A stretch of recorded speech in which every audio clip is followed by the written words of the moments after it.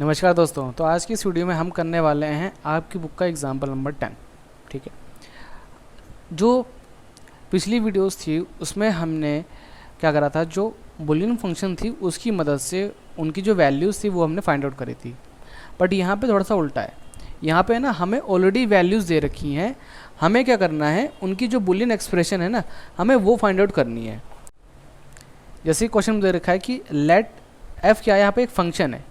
ठीक है, अब यहाँ पे देखिए कि इसकी पावर 2 है, यानी कि जो वेरिएबल हैं वो 2 हैं। जो वेरिएबल हैं वो कितने हैं, वो 2 हैं। यानी जो टोटल वैल्यूज़ हैं उनकी वो क्या हो सकती हैं, वो 4 ही हो सकती हैं। और उनमें से पहली वैल्यू क्या है कि जो हमारा पहला वेरिएबल है और जो हमारा दूसरा वेरिएबल है उन दोनों की वैल्यू 0 है, और जो एंड रिजल्ट है वो हमारे पास 1 आ रहा है। फिर दूसरा क्या है कि पहले वेरिएबल की वैल्यू 1 है, फिर दूसरी 0, फिर एंड रिजल्ट है 0। फिर यार इसी तरीके से हमारे पास तीसरी वैल्यू है, उसी तरीके से हमारे पास चौथी वैल्यू है। और हमसे बोला गया कि आपको बुलियन एक्सप्रेशन आपको फाइंड आउट करनी है। ठीक है, तो हम क्या करेंगे, सबसे पहले हम एक बना लेते हैं टेबल।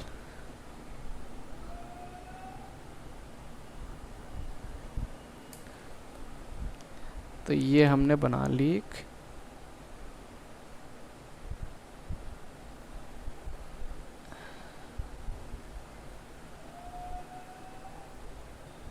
आई थिंक इतने में आ जाएगा। ठीक है, हमारे पास 2 वेरिएबल हैं, एक को मान लिया हमने x1, एक को ले लिया हमने x2। और यहाँ पे हमारे पास क्या आ जाएगा, फंक्शन आ जाएगा। ठीक है, मतलब जो हमारा एंड आउटपुट है वो आ जाएगा हमारे पास। तो पहले वाले में क्या है, 0 0, तो एंड रिजल्ट क्या है इसका, 1 है हमारे पास। फिर उसके बाद 1 0 एंड रिजल्ट है 0, 1 0 एंड रिजल्ट है 0। फिर 0 1 0 1 एंड रिजल्ट है 1। फिर 1 1 और यहाँ पे एंड रिजल्ट है हमारे पास 1। ठीक है, अब स्टेप नंबर 1 हमें क्या करना है कि जहाँ जहाँ भी हमारे पास 1 है, ठीक है, उसे हमें देखना है। मतलब जहाँ जहाँ पर हमारा एंड रिजल्ट हमारा 1 है उसे फाइंड आउट करना है। तो ये रहा, ये और ये 3 है। ठीक है, अब इसको हम क्या करेंगे, इसको हम करेंगे कंबाइन, मतलब इन वेरिएबल्स को हम कंबाइन करेंगे एंड की मदद से। ठीक है, और जहाँ पे हमारे पास 0 है, ठीक है, वहाँ पे हम लिख देंगे नॉट। अब देखो जब हम कंबाइन कर रहे होंगे, देखो अब जैसे फर्स्ट वाला है, यहाँ पे इसकी वैल्यू कितनी है, 0 0 है। ठीक है, तो हम इसको ऐसे लिखेंगे, x1 का कॉम्प्लीमेंट और x2 का कॉम्प्लीमेंट। ठीक है, और इसको हम एंड की मदद से इसको हम कंबाइन करेंगे। ठीक है, सेम एज यहाँ पर देखो, जो दूसरा वाला हमारे पास, ये यहाँ पे हमारे पास 1 है। ठीक है, सॉरी यहाँ पर 0 है ना, ये रहा ये। तो यहाँ पे हमारे पास 0 है, तो इसको हम लिखेंगे x1 का कॉम्प्लीमेंट, और 1 की वैल्यू है तो ये सिंपली हम लिख देंगे x2। ठीक है, ये हमारी फर्स्ट रो है, फर्स्ट रो, और ये हमारी है थर्ड रो। ठीक है, फिर हमारी जो फोर्थ रो है उसकी वैल्यू क्या होगी, दोनों में हमारे पास 1 1 है, यानी कि x1 एंड x2। अब इनको हमें कंबाइन करना है। ठीक है, अब देखिए यहाँ पर हमने क्या करा, पहले समझ लीजिए। यहाँ पर जो भी वैल्यू हमारे पास 1 थी हमने उसको सिंपली वैसे ही लिखा है। ठीक है, और जो वैल्यू 0 थी उसको हमने क्या करा है, उसको हमने कॉम्प्लीमेंट की मदद से हमने लिखा है। ठीक है, अब आप खुद ही देखो ना, अब ये दोनों हमारे कॉम्प्लीमेंट होंगे और यहाँ पर अगर एंड है तभी हमारे पास वैल्यू कितनी आएगी, 1 आएगी ना। अब हम क्या करेंगे, इनको हम और की मदद से हम इनको कंबाइन करेंगे, यानी इसको हम ऐसे लिखेंगे इस तरीके से, ये और आ गया, फिर ये और। ठीक है, तो ये हमने हमारी जो बुलियन एक्सप्रेशन है वो हमने फाइंड आउट कर ली है। तो अगर एग्ज़ाम में अगर कोई क्वेश्चन आता है तो इसी तरीके से आपको इसको सॉल्व करना है। सबसे पहले आपको बनानी है टेबल। ठीक है, और जहाँ जहाँ पर भी आपको एंड रिजल्ट आपको 1 1 मिल रहा है, ठीक है, आप वो वैल्यूज़ ले लीजिए, वो वैल्यूज़ आप ले लीजिए। ठीक है, और उनको आप एंड की मदद से शो कीजिए। बट ध्यान रखना कि अगर वैल्यू 0 है तो उसको आप लीजिए कॉम्प्लीमेंट में, अगर वैल्यू 1 है तो आप इसको सिंपली वैसे लिख दीजिए, ठीक है। जब आपके पास ये टर्म्स आ जाएंगी, इनको आपको फिर और की मदद से इनको आप कंबाइन करना है आपको, ठीक है। तो आई थिंक ये चीज़ अब आपको समझ में आ गई हो। तो अब हम एक्सरसाइज का क्वेश्चन नंबर 14 करने वाले हैं। ये क्वेश्चन आपकी बुक का ही है, ठीक है। देखिए यहाँ पर हमें जो बुलियन एक्सप्रेशन है उसकी वैल्यूज़ दे रखी हैं, ठीक है। टेबल की फॉर्म में हमें उनकी वैल्यूज़ दे रखी हैं, बट हमें इनकी जो बुलियन एक्सप्रेशन है हमें वो फाइंड आउट करनी है। बट इन्होंने बोल रखा है या तो आपको निकालना है DNF में या फिर आपको निकालना है CNF में, ठीक है। दोनों में से आपको एक यूज़ करना है। और DNF CNF क्या होता है, इसका आप यूज़ कैसे कर सकते हो, इसके बारे में हमने जो हमारी पिछली वीडियोज़ है उसमें हमने बात कर रखी है, ठीक है। तो चलिए इस क्वेश्चन को हम सॉल्व करना शुरू करते हैं। तो यहाँ पर इस क्वेश्चन में अगर आप ध्यान से देखें तो मैं DNF और जो CNF है मैं दोनों यूज़ कर सकता हूँ, बट मैं अपना काम आसान करने के लिए इस क्वेश्चन में यूज़ करूँगा DNF। क्यों? क्योंकि जब हम DNF को यूज़ करते हैं तो जो वैल्यूज़ हमारी मतलब जिनका आउटकम हमारे पास 1 आया होता है, ठीक है, उनके ही हम बनाते हैं टर्म्स, और जिनकी वैल्यू 0 है, ठीक है, तो वो हम कब लेते हैं, जब हम यूज़ करते हैं CNF। तो अगर आप यहाँ पे मैं ध्यान से देखूँ तो जो 1 है, ठीक है ना, वो हमारे पास कम है। तो अगर मैं इनके टर्म्स बनाता हूँ तो मेरा काम जल्दी हो जाएगा और ये क्वेश्चन जल्दी सॉल्व हो जाएगा, ठीक है। तो इसके 2 पार्ट हैं, मतलब यहाँ पर 2 टेबल दे रखी हैं, टेबल A टेबल B। तो यहाँ पे मैं टेबल A सॉल्व कर रहा हूँ पहले, ठीक है। तो जहाँ पे मेरे पास वैल्यूज़ हैं 1, तो 3 वैल्यूज़ है मेरे पास, ठीक है, और ये उनके आउटकम है, मतलब एंड रिजल्ट हमारे पास ये है, ये उनकी वैल्यूज़ है। तो अगर मुझे इनकी वैल्यूज़, अगर उनकी मुझे जो टर्म है वो बनानी हो तो कैसे बनेगी, देखिए। अगर 1 है तो सिंपली आप x1 लिख दीजिए, अगर 1 नहीं है, ठीक है, 0 है, तो आप क्या लिखेंगे, x का कॉम्प्लीमेंट। तो यहाँ पर 1 है तो क्या लिखूँगा मैं, x1, ठीक है, और यहाँ पे यूज़ करूँगा मैं एंड, फिर x2 एंड x3। तो एक टर्म तो मेरी ये बन गई, ठीक है। अब दूसरी यहाँ पर आते हैं। देखिए यहाँ पे वैल्यू 1 है तो यानी कि x1, 0 है तो x2 का कॉम्प्लीमेंट, फिर यहाँ 0 है तो यानी कि x3 का कॉम्प्लीमेंट। सॉरी यहाँ पे मैंने गलती से इसको मैंने क्रॉस कर दिया, आप इस पे लगा लीजिए, ठीक है।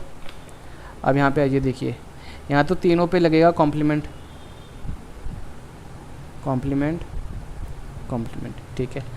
अब इनको हमें कंबाइन करना है, तो कंबाइन करने के लिए यहाँ पे हम यूज़ करेंगे जॉइन का, यहाँ पे यूज़ करेंगे हम जॉइन को, ठीक है। तो यानी कि यहाँ पे लिखूँगा मैं x1 and x2 x3 join x1 x2 का कॉम्प्लीमेंट x3 का कॉम्प्लीमेंट और x3, ठीक है। तो ये हमारे पास क्या आ गई, हमारे पास बुलियन एक्सप्रेशन आ गई, ठीक है। और ये हमने किस में निकाली है, हमने DNF में निकाली है। अब जो हमारे पास दूसरी टेबल है, अगर आप ध्यान से देखो यहाँ पर, तो हम दोनों की मदद से हम इसकी जो बुलियन एक्सप्रेशन है वो हम फाइंड आउट कर सकते हैं। बट यहाँ पे यूज़ करने वाला हूँ मैं CNF, क्योंकि यहाँ पे 0 की वैल्यूज़ यहाँ पर कम है, ठीक है। तो इनको पहले मैं इनकी जो वैल्यूज़ है, मतलब इस 0 की वैल्यूज़, इसकी और इसकी, ठीक है। अब इनके ज़रा हम वो बनाते हैं टर्म, ठीक है।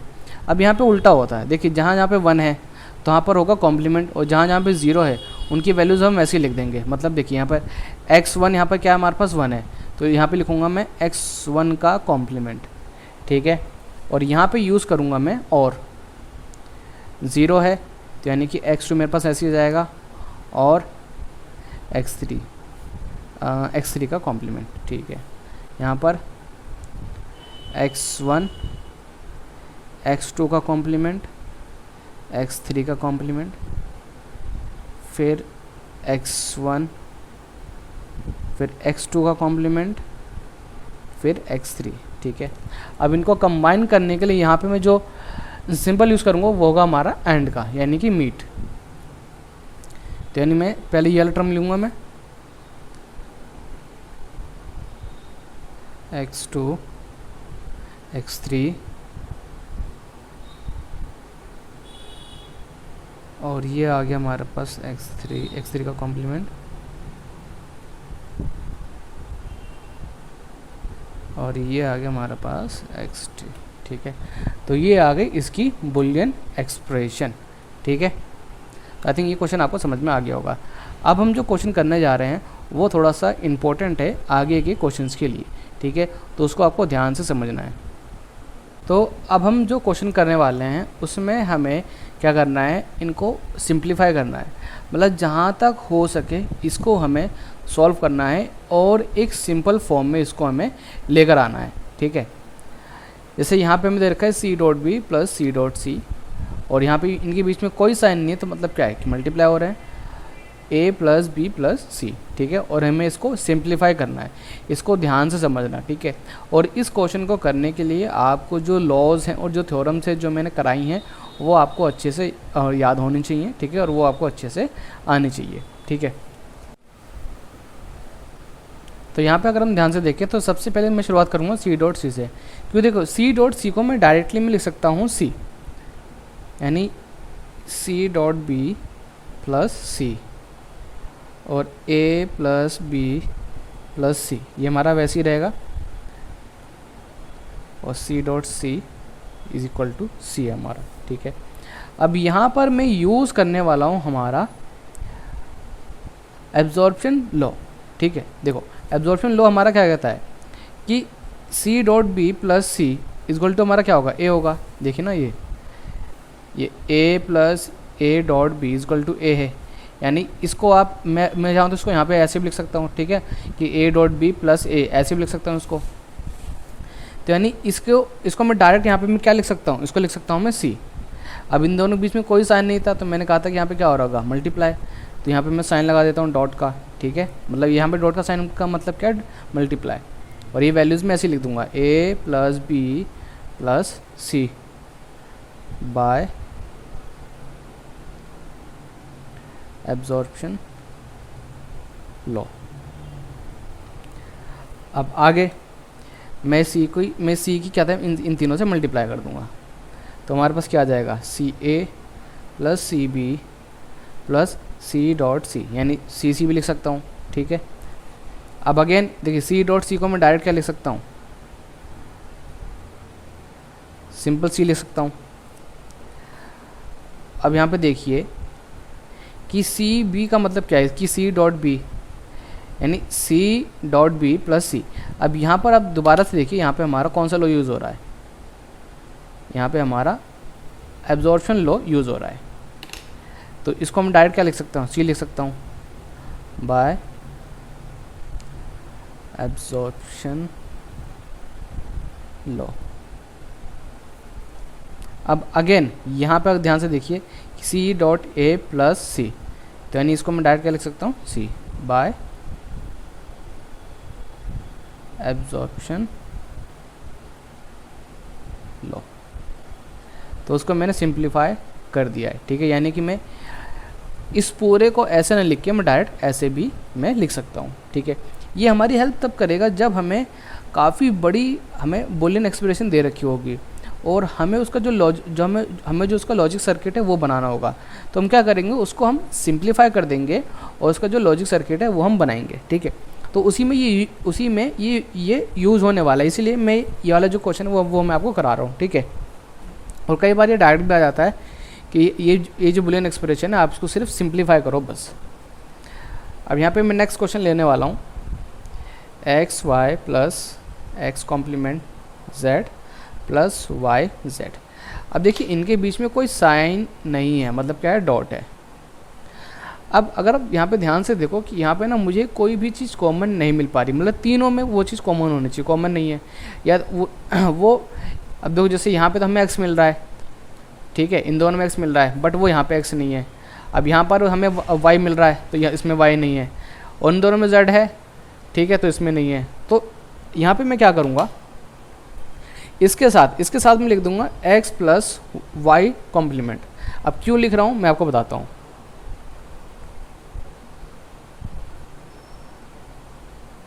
देखिए हमें पता है कि x प्लस एक्स कॉम्प्लीमेंट बराबर होता है 1 के, एक्स प्लस एक्स कॉम्प्लीमेंट बराबर होता है 1 के।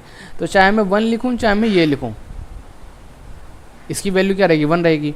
तो यानी इसके साथ मैं चाहे 1 में मल्टीप्लाई करूँ चाहे मैं ना करूँ, रहेगा तो हमारे पास यही वैल्यू ना। तो यहाँ पे मैं लिख देता हूँ x प्लस एक्स कॉम्प्लीमेंट। अब इसको ध्यान समझिए ना, देखिए अभी ये पूरी जो वैल्यू है वो इससे क्या हो रही है, मल्टीप्लाई हो रही है, और इस पूरे की वैल्यू क्या होती है, 1 होती है। यानी घूम फिर के हमारे पास क्या आएगा, यही आ जाएगा ना। ठीक है, तो अब मैं यहाँ पे क्या करूँगा, एक्स वाई को तो ऐसे ही लिखूँगा और एक्स कॉम्प्लीमेंट जेड, अब इसकी मैं मल्टीप्लाई कर दूँगा। ठीक है, तो यहाँ पे हमारे पास क्या आ जाएगा, x y z plus x complement y z. ठीक है, तो ये हमारे पास वैल्यू वैसी रहेगी, और इसको मैं एक साथ लिख देता हूँ, और ये वैल्यू मैं एक साथ लिख देता हूँ। ठीक है, अब देखिए यहाँ पे मेरे पास जो कॉमन है वो क्या मिल जाएगा, एक्स वाई मिल जाएगा, अंदर क्या बचेगा 1 प्लस जेड, और यहाँ पर एक्स कॉम्प्लीमेंट जेड मुझे कॉमन मिल जाएगा, तो एक्स कॉम्प्लीमेंट जेड और ब्रैकेट में 1 प्लस वाई। अब अगर आप यहाँ पे ध्यान से देखो तो 1 प्लस जेड की वैल्यू क्या होगी, वो 1 ही होगी। तो 1 की मल्टीप्लाई इससे करूँगा तो मेरे पास क्या आएगा, मेरे पास यही वैल्यू आ जाएगी, एक्स वाई आ जाएगी हमारे पास। ठीक है, और यहाँ पर भी 1 प्लस वाई क्या होगा हमारे पास, इसकी वैल्यू क्या होगी, 1 होगी। तो 1 की मल्टीप्लाई इससे करूँगा मेरे पास यही आ जाएगा। अब इसके आगे ये सॉल्व नहीं हो पाएगा, तो यहाँ पे हमने क्या कर दिया, इसको सिंप्लीफाई कर दिया, और यहाँ पे हम लिख देते हैं कि 1 plus z is equal to 1। ठीक है, तो ये सिंप्लीफाइड फॉर्म में हमने इसको लिख दिया है।